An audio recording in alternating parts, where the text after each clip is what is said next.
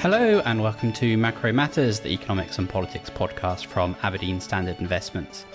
My name is Paul Diggle, and along with my co-host Stephanie Kelly, we're guiding you through the macroeconomic and political themes which are driving global markets. And today we're talking about the global semiconductor shortage, its causes, consequences and market implications. Semiconductor chips are in short supply and high demand at the moment. Semis are technologically hard to make, production is highly concentrated in the likes of Taiwan and Korea, yet these chips are in an ever-increasing share of the goods that global consumers buy. So a semiconductor shortage is akin to a modern-day oil shock with widespread consequences for economic activity, inflation, and even geopolitics. So I'm really excited to discuss this topic with Robert Gilhooly and Sree Kochugovindan, two of our senior economists in the Aberdeen Standard Investments Research Institute. Bob and Sree, welcome back to Macro Matters. Thanks for having us. Thank you. So Bob, let's start with you. Why is there a global semiconductor shortage? Okay, well, first of all, I guess there's been a few kind of idiosyncratic issues affecting supply in some industries. So, for example, we had a fire at a Japanese factory that was specialized in semiconductors for autos. We had earlier some US regulatory action against Huawei in China. And that was rumored to have led to kind of some emergency stockpiling by other firms within China. I'd probably say more generally, it just represents, combination of very long lead times for semiconductors to ramp up production. It's very capital intensive, very specialized, especially at the top end. And then that's just made it very hard to deal with what's turned out to be just much stronger than expected global demand. Great. So as you say, a lot of supply side issues which have held back supply. And Bob, why has demand been so strong? Because we've been living through a massive negative global economic shock for much of the past year, which you would expect to push down on demand, but actually demand for semis has been extremely strong. Perhaps you can explain why that's been the case. Yeah, that's right. This has been one of the big surprises, I think, of the COVID shock, particularly compared to the global financial crisis, where goods demand did fall clearly. But the nature of the COVID shock has definitely mattered here. Higher demand for work from home, school from home, and entertainment from home. As we've just not been able to go out and enjoy the services that we would do so normally. We don't have a kind of comparable data for all countries, but I've been really struck that the US share of goods consumption has jumped by about 4 percentage points, and that's really quite remarkable. And we've seen global trade, which you might have expected to take a big hit, given the nature of given the huge shock to the global economy. But global trade, especially that originating from Greater China, linked to semis, it's been running at levels far above your sort of pre-COVID norms. Despite many economies still having room to catch up. Yeah, it strikes me that a lot of semiconductor producers expected this big negative demand shock, and partly that occurred early on when a lot of autos orders of semis were cancelled, pared back production, and then it turned out that actually, as you explained, Bob, the demand for semis was actually very strong due to the nature of the COVID shock. And the other thing this underlines for me is just how widespread semiconductor chips are in our economy now. They are in everything and in increasing amounts as well. The amount of semis in an electric vehicle is much more than a traditional petrol car. The new PlayStation, the latest iPhone, all these things are extremely chip intensive. And I think that's an important change in the structure of our economy. This is really highlighted. But let's talk about how long all this might last then. At what point are global semiconductor producers, the foundries that make semiconductors, going to be able to meet this rise in demand and this shortage be alleviated? Yeah, so I guess there's kind of two important factors here. One, we do kind of think some of the supply constraints that we've seen, should be unwinding perhaps towards the end of this year. So we might see some easing on that front, maybe in kind of Q3 or early Q4, and that could kind of ease some pressures on kind of availability, if you will. But I guess the other part is going to be related to really this kind of normalization in the rest of the economy.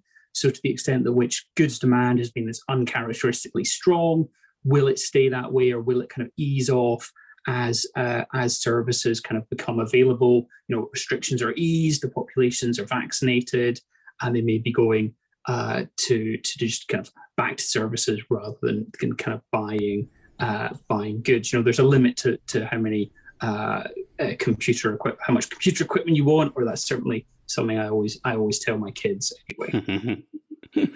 Brilliant. Yeah. So supply should eventually respond, and demand itself is going to change away from these chip intensive goods. But I suppose when you require such large factories of such large amount of investment, such big lead time, there is a limit to the price elasticity of supply presented by that.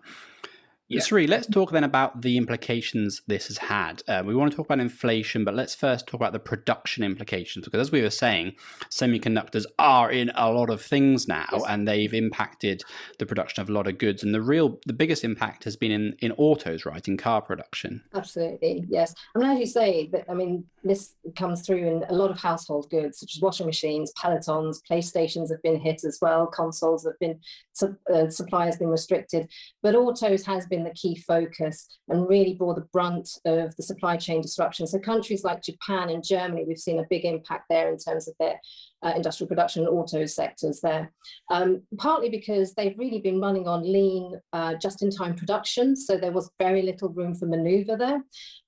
There was, as Bob has mentioned, there was a fire. If we take Japan as an example, there was a fire at Renesas, which is a chip maker. It accounts for around 8% of Japan's semiconductor production for autos, about 6% of the global auto semi-supply. This led to quite a sharp decline in Japan's auto production, industrial production as well. And there are also reports of prices from TSMC, which is one of the main producers in Taiwan, one of the largest contract producers of chips. Now they're raising the prices for auto semiconductors, and that really compounds the problem, broader supply constraints and shipping costs. And it's a real headache for the industry at the moment.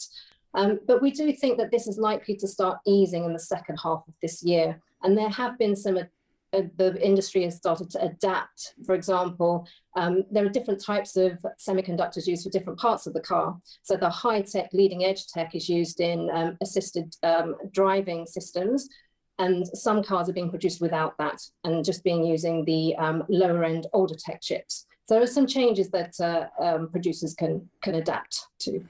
Great, but nonetheless, some really big impacts, which are concentrated in certain economies as well, auto-intensive economies. Yes, and also longer-term structural demand is there as well. So this we're just talking right at the moment about the near-term issues, but we also have the longer-term structural demand for chips from 5G, AI, healthcare, electric vehicles. There's a lot of changes to come in terms of the demand over the coming years. Yeah, it only seems to be going in one direction. Yeah. So what about the inflation implications then? Because you've been looking at this very closely, Sree, in some of our work at Aberdeen Standard Investments. And can we detect a direct influence of chip prices in things like headline inflation indices? Are chips yet a big enough part of the inflation basket that they actually influence headline inflation at this point? Well, it's very difficult to see how chip prices are feeding through. First of all, what is a chip price? There are different types of chips, and they all have different prices, and they will have different movements. So some high end could be less volatile than the lower end chip. So it's a very diverse set of prices. So we use various proxies to try and test how it goes through into headline inflation. But really, we're seeing this pushing through in some subcomponents of PPI or subcomponents of import prices. It doesn't directly feed into CPI. It's very dispersed. As you said, it goes through different sectors, different goods. And some of these, if we go back to the example of autos, these costs are quite small relative to the production of the car. So you can see a lot of this is going to be absorbed in margins. And in some cases, there could be some pipeline pressures. Again, in the broader context of other supply chain disruptions, it has been a bit of a headache. But from the tests that we've done, we've seen these kind of price increases before. We've seen them in 2016, 2017. They don't necessarily feed into headline inflation. It's not enough to really trigger a shift in inflationary pressures.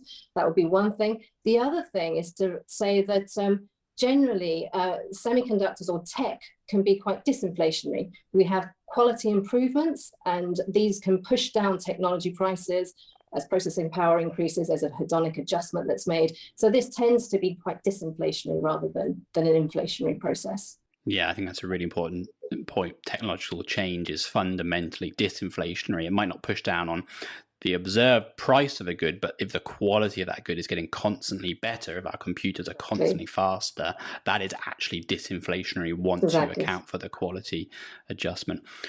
But you mentioned there, Sree, broader supply chain disruptions, because this chip shortage comes at a time when global supply chains are disrupted in all sorts of ways post-pandemic. The Suez Canal blockage was obviously a sort of really high-profile, obvious example of that, but there's been lots of other examples at the same time as demand has been rebounding strongly. And is this combination of supply chain disruptions and strong demand causing price pressures elsewhere in the economy? Is this a sustained rise in prices that we're seeing? Well, we've been talking about this a lot. It is much more general. It's not just confined to semiconductors and autos. This is a broader issue.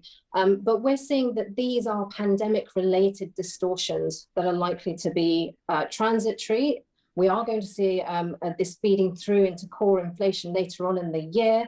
There are some price pressures and volatility in inflation going into the end of the year. As we move into next year, then we'll see a cleaner picture in terms of how inflation responding to the main fundamental drivers, such as the output gap, inflation expectations, central bank policy. So those things will become much more evident as we move into next year. But at the moment, for now, we have a lot of distortions in play, whether it's measurement issues or supply constraints. And Bob, so at the top, I made a comparison between semiconductors now and oil in the past as sort of a key ingredient, almost a base commodity of the global economy. And that might be a reason why the semi shortage is so important. It's really grabbed market attention. Do you think that comparison is fair? Should we think about these as being akin to each other? Or is it the case that semis are just not like oil? You can produce them elsewhere. Or how do you feel about that comparison? Yeah, so I think this comparison has got some merit. For example, you could think of kind of currently semiconductor production is very much based in Asia. In particular, there's some concerns about risks or geopolitical risks around Taiwan, and of course, Samsung is the other major producer of high-end semiconductors, and clearly it's got its neighbor to the north of North Korea. So you do have roughly 80%, if not 100%, when you just look at the top end of semiconductors in what you might consider kind of challenging or kind of risky regions. And it's not just geopolitics. There's this kind of natural risk as well. Taiwan sitting on a fault line, so risk of earthquakes there. And Taiwan's also been affected by kind of water shortages. Most recently, they've had to divert water away from farmland to kind of keep the TSMC foundries running there. But I think, fundamentally, is it like oil? Well, no, not really. You're kind of limited in where oil is geographically in the world. Things change a little bit with shale, but you've still got to basically dig it out wherever it is. Clearly, over the kind of long run, you can move semiconductor manufacturing. You can increase supply by more. You're not constrained in the same way as oil. So I think in those respects, that kind of analogy starts breaking down. It breaks down quite quickly once you get stuck into that. Mm-hmm. So I think that brings us nicely to sort of the final topic we want to deal with here, which is the geostrategic aspects of semiconductor production and the shortage, because as we've said, these chips are mainly produced in Taiwan and Korea, potentially politically volatile parts of the world, or at least potentially facing sort of political risks, at least in tail scenarios. One of those is proximity to China, and maybe there are sort of extreme tail scenarios involving Taiwan and China, but more broadly, chip production has become an important aspect of global geostrategic competition. And that's because China wants, I think, to in-house more of this production. The EU and the US want to in-house more of this production and be less reliant on these global supply chains, which as we've seen are subject to disruption. Bob, what is the prospect of production moving from the likes of Taiwan and Korea to China and into the US and the EU? Yeah, I think over the kind of medium term, very high. So kind of, can it be done? Well, yes, but governments are going to have to throw a lot of money at it through subsidies. And I think there's a caveat here. Even then, you might not end up with the most cutting edge technology. So at the moment in the US, we've got the CHIPS Act that secures between about $30 to $37 billion in federal funding for manufacturing and R&D. And then we've got local subsidies, I think, at the state level, which will probably go on top of this. TSMC has said it will build a 5 nanometer fab in Arizona. That's going to spend about $12 billion US. It does, of course, though, it kind of, I guess, pales a bit in comparison to the kind of fabs that are actually in Taiwan at the moment. Those cost more like in the region of $20 billion per factory or per fab. And when the US fabs are completed, they are actually going to be somewhat behind the latest factories in Taiwan. One illustration, I think, showing how hard it is to catch up. Turning to the EU, the EU wants a quote unquote digital decade, and it's talking about maybe subsidizing production to the tune of about 20 billion euros. There's a question though for both the US and EU though. It's not just about spending this once off. You've got to basically kind of commit to spending this sort of money almost year after year if you want to kind of stay close to the top end. But national security concerns are playing into that kind of that dynamic you've discussed there for China, the EU, and the US. And we think China is willing to keep on providing money on this front. And US-China tensions are clearly feeding into this as a priority for China, given the kind of fear that China could potentially be cut out of leading edge technology that might hinder its development going forward. Brilliant, and certainly no doubt that it is an increasing focus of policymakers both in China and in the US and the EU, and we hear an increasing amount of communication from the Biden administration on this as a national security consideration. So I'm sure we're going to hear more about this very important industry. But Bob and Sree, thank you both very much for joining the podcast. That's about all we have time for this week. Thank you for listening to Macro Matters. Remember that we have a mailbox, macromatters@abrdnstandard.com, and we'd love to hear from you with feedback on the podcast.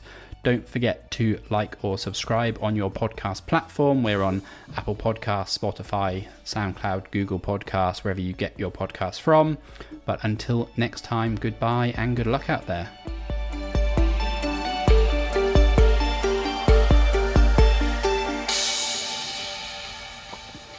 Please note that email is not a secure form of communication, so don't send any personal or sensitive information.